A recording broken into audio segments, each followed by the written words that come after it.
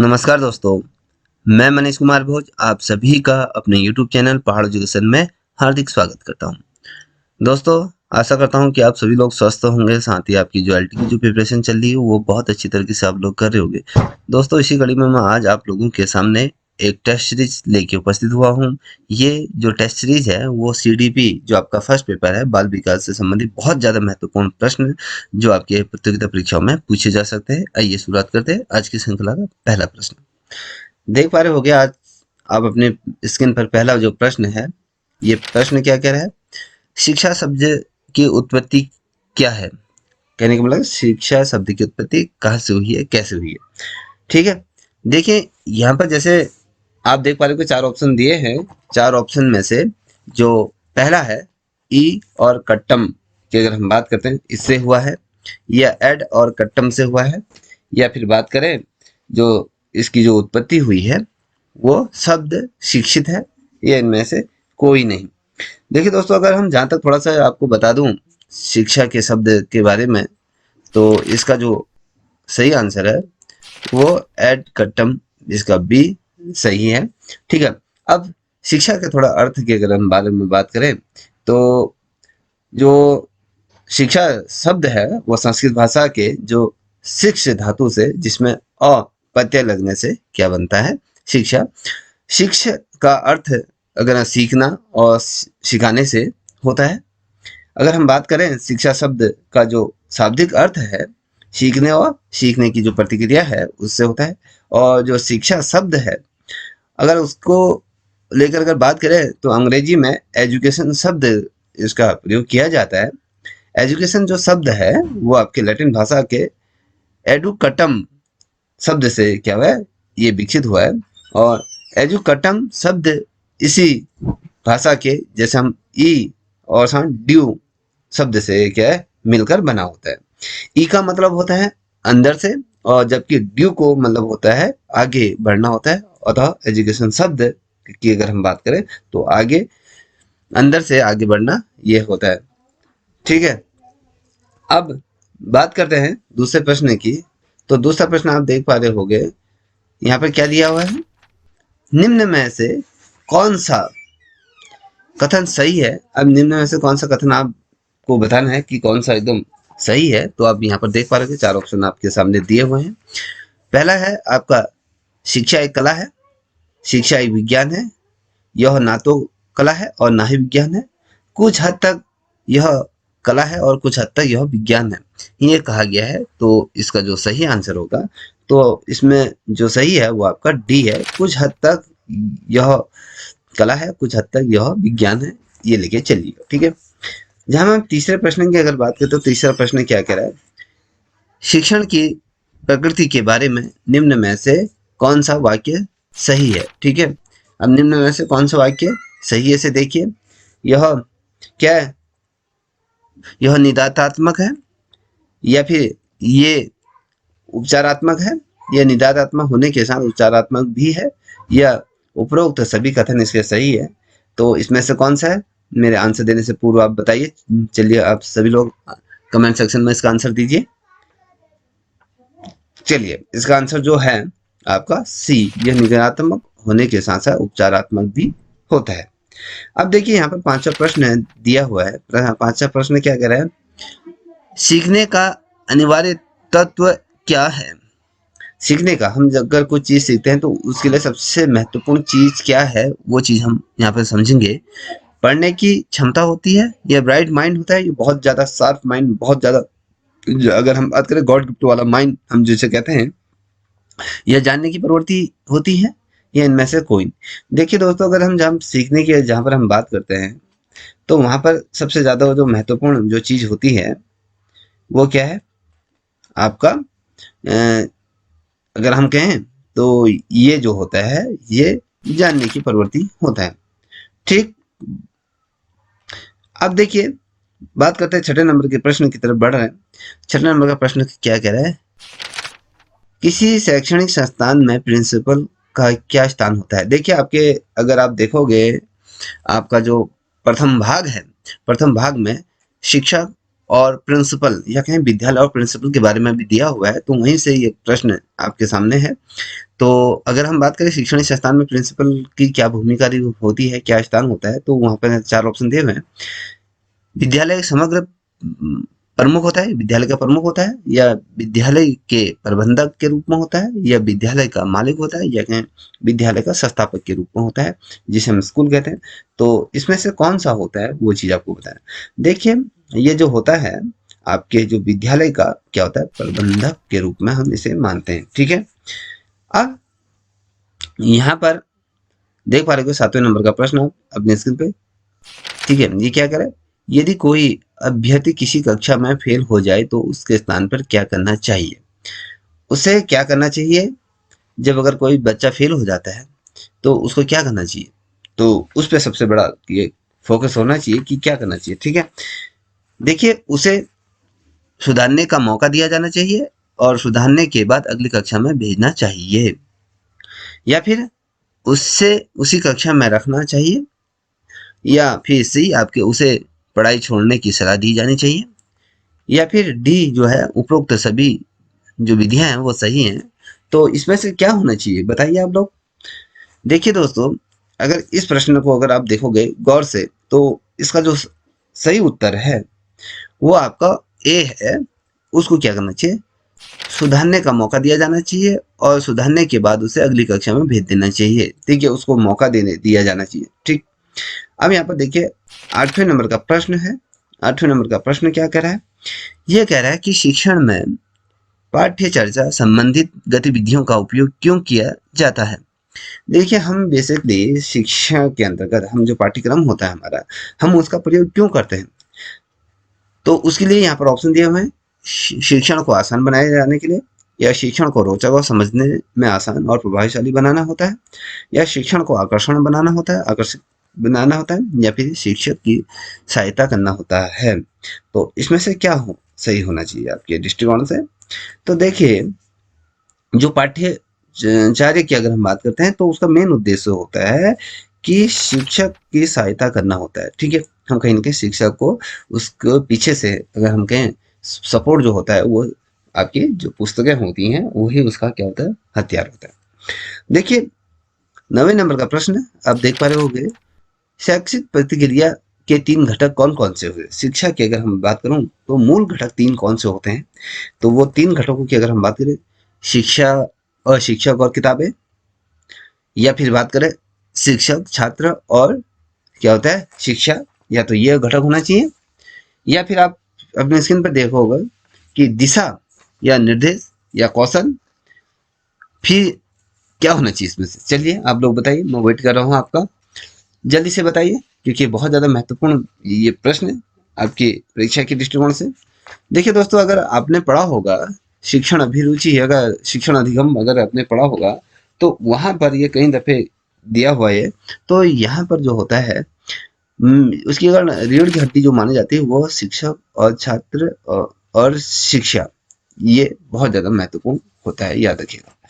ठीक है, अत्यंत महत्वपूर्ण, क्योंकि यहीं से आपके स्वास्थ्य रूप में जो प्रश्नों की जो श्रृंखला बनती है तो यहीं से वो आपकी बनती है।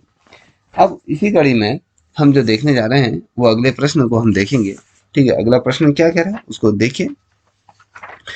अगला प्रश्न कह रहा है, निगात्मक विधि से शिक्षण क्या है। इसको थोड़ा समझने की कोशिश कीजिएगा। ठीक है, अब ये जो है इसमें सामान्य से विशिष्ट की ओर जाते हैं, या फिर विशिष्ट से सामान्य की ओर जाते हैं, या स्थूल से सूक्ष्म की ओर जाते हैं, या आसान से कठिन की ओर जाते हैं। तो दोस्तों इसका क्या उत्तर होना चाहिए, अगर हम बात करें इसका जो सही उत्तर होगा वो आपका ए होगा। सामान्य से विशिष्ट की ओर हम क्या करते हैं, जाते हैं शिक्षा के अंतर्गत। देखिए, हम जब सामान्य चीजें सीखते हैं तो फिर हम धीरे धीरे धीरे अपनी क्षमताओं से आगे को हम निरंतर बढ़ते हुए जाते हैं, याद रखिएगा। अब यहाँ पर देख पा रहे हो गया 11 नंबर का प्रश्न क्या क्या है, अनौपचारिक शिक्षा का प्रमुख केंद्र कौन सा है। देखिए कौन सा है यहाँ पर दिया हुआ है, एक समाज है, या फिर बी परिवार है, या सी आपका रेडियो और टेलीविजन है, या उपरोक्त सभी। तो आई होप आप सभी ने गेस कर लिया होगा इसका जो सही उत्तर है वो आपका उपरोक्त सही डी वाला इसका क्या है सही है। देखिए 12वें नंबर का प्रश्न है, ये कह रहा है बच्चे की शिक्षा के लिए पहला स्कूल कौन सा है। ठीक है, पहला स्कूल कौन सा होता है बच्चे के लिए।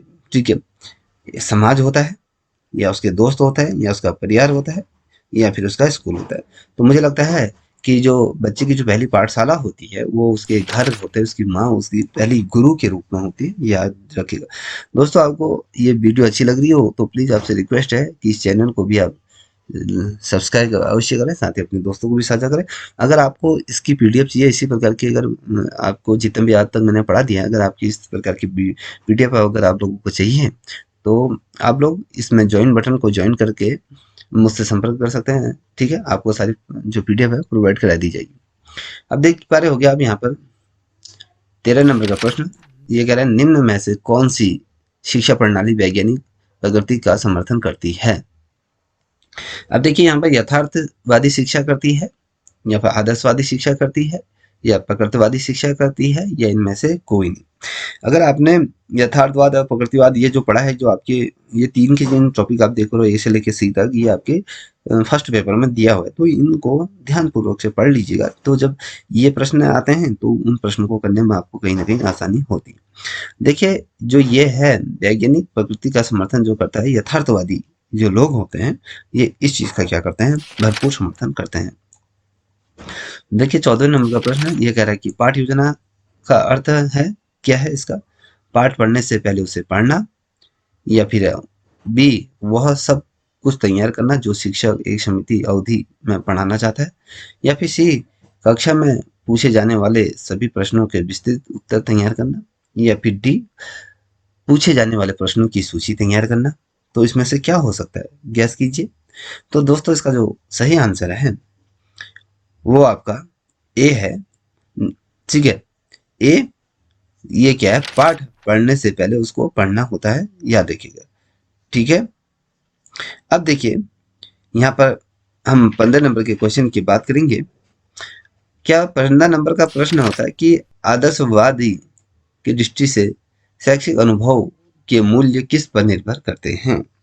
अगर हम मूल्यों की बात करते हैं किस पर डिपेंड करते हैं, तो ये एक ए का जो होता है छात्र को उचित रूप से प्रेरित किया गया है या नहीं, या फिर बी क्या यह स्वीकृत संस्थानों को संरक्षित करता है या नहीं, सी यह किस हद तक विद्यार्थियों की इच्छाओं को संतुष्ट करता है, या फिर डी जो है आपके जिस तरीके से यह भविष्य के अनुभवों को प्रभावित करता है।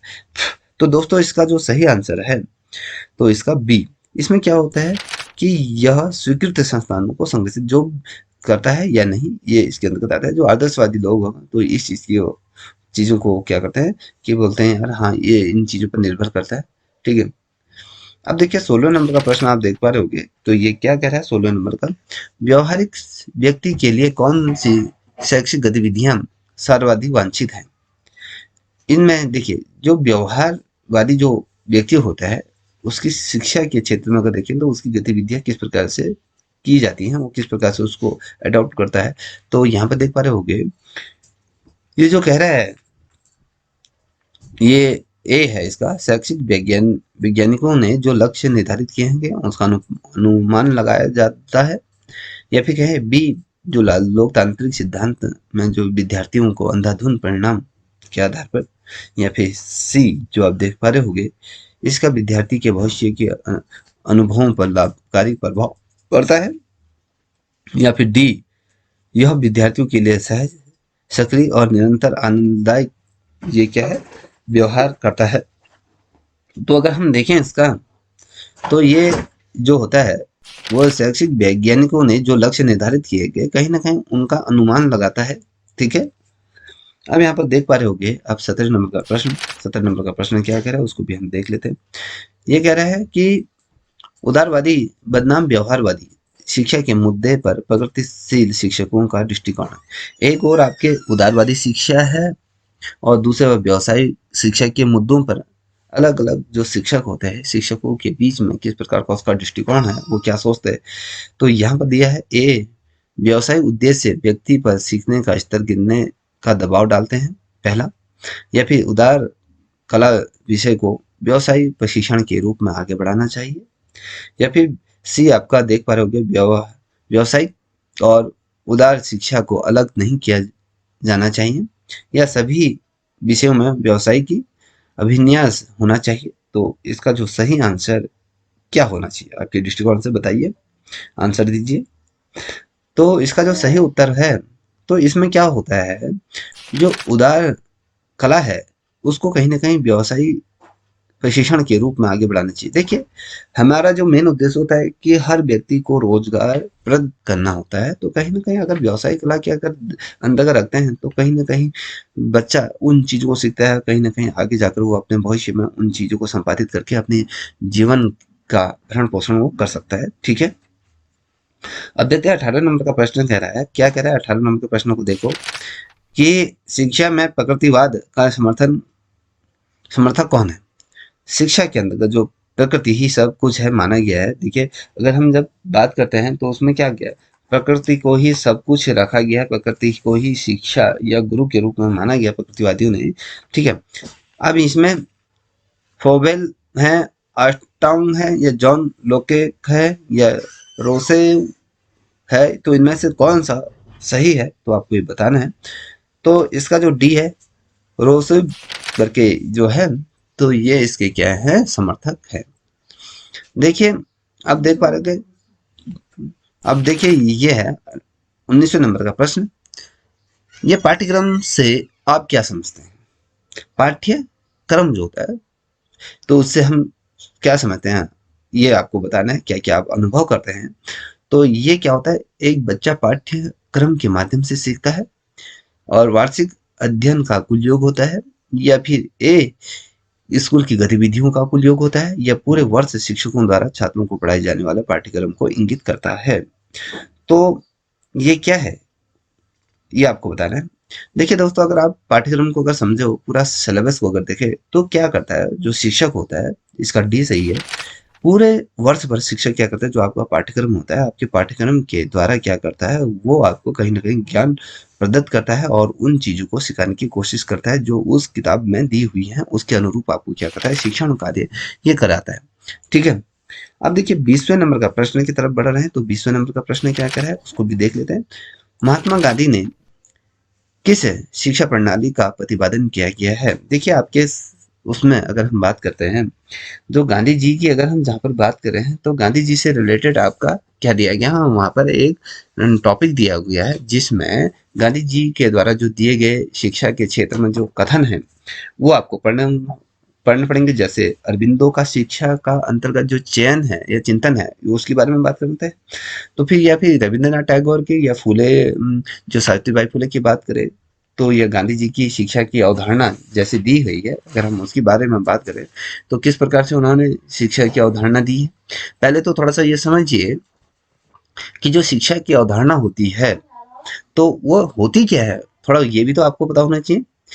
ठीक है, जहाँ पर हम बात करते हैं शिक्षा और साथ ही जो सामाजिक विकास के लिए, ये क्या होता है, एक मौलिक विषय के रूप में हम मानते हैं शिक्षा को, और जो उनकी प्रतिक्रियाएं होती हैं, जो प्रथाएं होती हैं, कहीं ना कहीं उसको एक छत्र के नीचे लाने की कोशिश की जाती है, जो कि जो नई नई जो पीढ़ियां होती हैं, जो नई पीढ़ी के लिए उसको ज्ञान होता है, उसके कौशल होता है, उसके मूल्यों को और उसके मानकों को कहीं ना कहीं व्यक्त करने का जो माध्यम होता है, शिक्षा ही वो माध्यम है जिससे कि उसकी भागीदारी नागरिकों के लिए क्या होती है, आवश्यक हो जाती है। यह देखिएगा, यहाँ पर आप देख पा रहे होगे, कभी क्वेश्चन आपसे पूछा जाता है कि शिक्षा का महत्व क्या होता है। शिक्षा का महत्व अगर हम देखें तो शिक्षा लोगों के विकास या के गठन या उसके निष्पक्ष या कहें उसके अधिक जो समाजवादी निर्माण के लिए बहुत बहुत अधिक क्या होती है, महत्वपूर्ण भूमिका निभाती है। सीखने का अवसर कहीं ना कहीं प्रदान करती है और महत्वपूर्ण सोच को कहीं ना कहीं उत्तेजित करती है, और जो सामाजिक समावेश को कहीं ना कहीं बढ़ावा देती है। और अगर हम बात करें किसी देश की अर्थव्यवस्था में जो सबसे महत्वपूर्ण जो योगदान जो देती है, वो आपकी शिक्षा ही वो योगदान देती है। ठीक है, इसका अगर हम बात करें, गांधी जी द्वारा जो बात की गई है इसको पढ़ लीजिएगा, क्योंकि गांधी जी का उसमें बहुत बड़ा चैप्टर है गांधी जी से रिलेटेड, तो उस पर भी हम वीडियो बनाएंगे।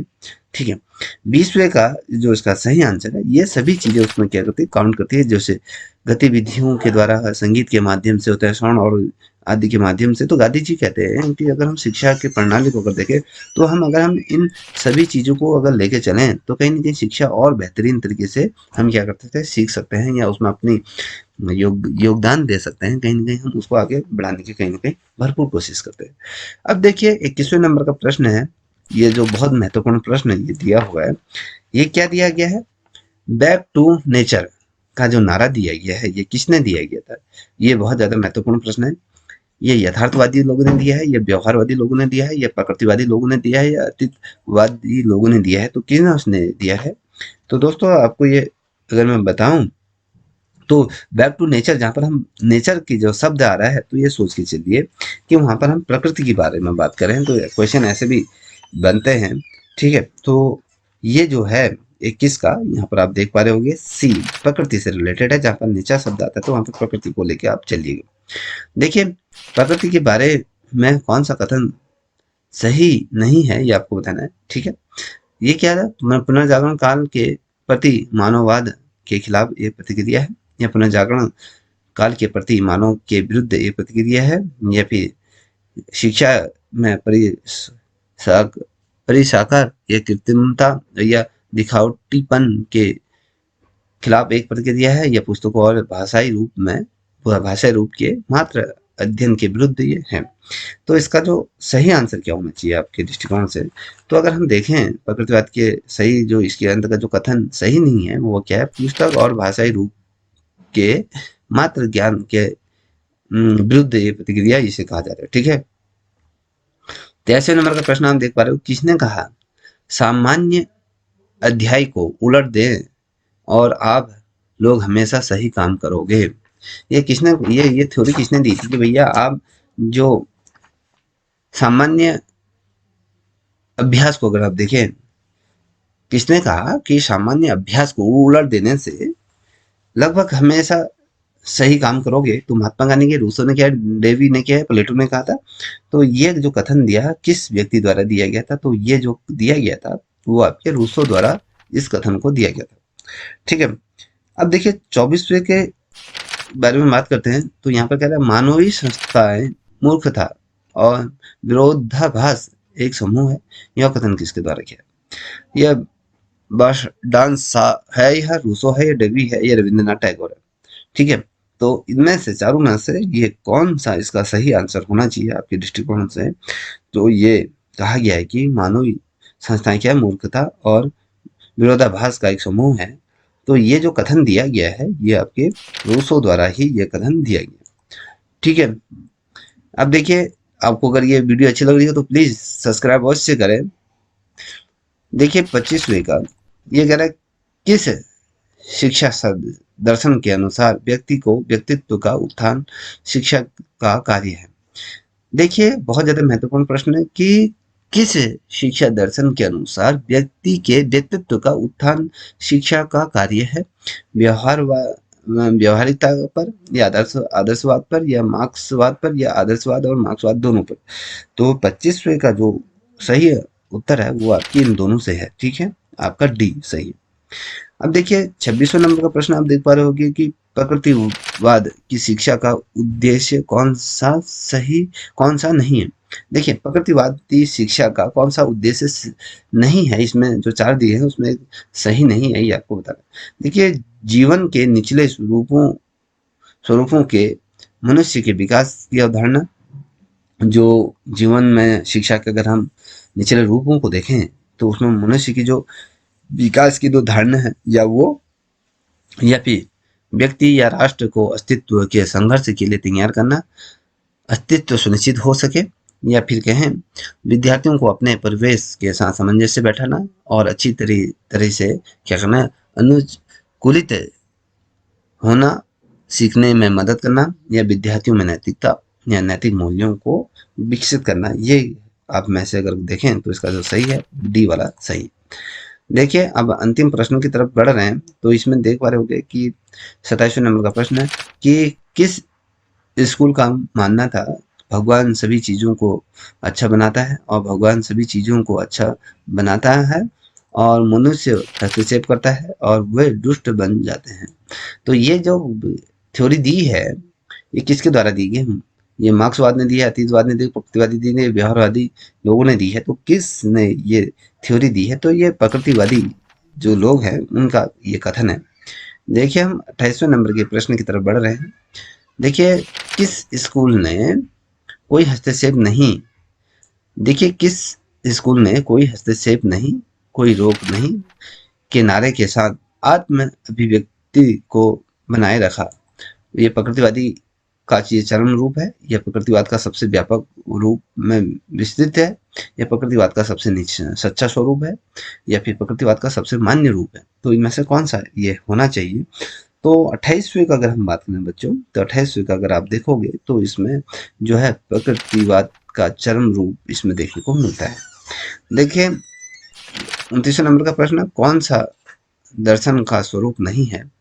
तो दर्शन का स्वरूप की अगर हम बात करते हैं तो इन चारों में से एक नहीं है। यह ज्ञान का विज्ञान है, यह ज्ञान का विज्ञान है, या यह विभिन्न दृष्टिकोणों का एक सामूहिक समूह है, यह सत्य की खोज का एक योजनाबद्ध प्रयास है, या फिर ये मनुष्य के रचनात्मक विचारों की समग्रता है।